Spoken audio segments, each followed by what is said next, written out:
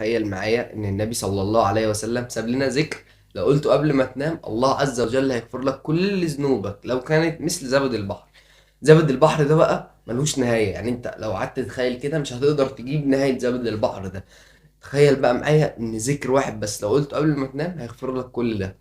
قال النبي صلى الله عليه وسلم: من قال حين يأوي إلى فراشه لا إله إلا الله وحده لا شريك له، له الملك وله الحمد وهو على كل شيء قدير، ولا حول ولا قوة إلا بالله، سبحان الله والحمد لله ولا إله إلا الله والله أكبر، غفرت له كل ذنوبه أو خطاياه لو كانت مثل زبد البحر. يا شايف الموضوع بسيط إزاي؟ كل يوم هنزل لك فيديو الساعة 4 في ذكر زي كده نروق بيه عليك. كان معاكم معاذ محمود. سلام.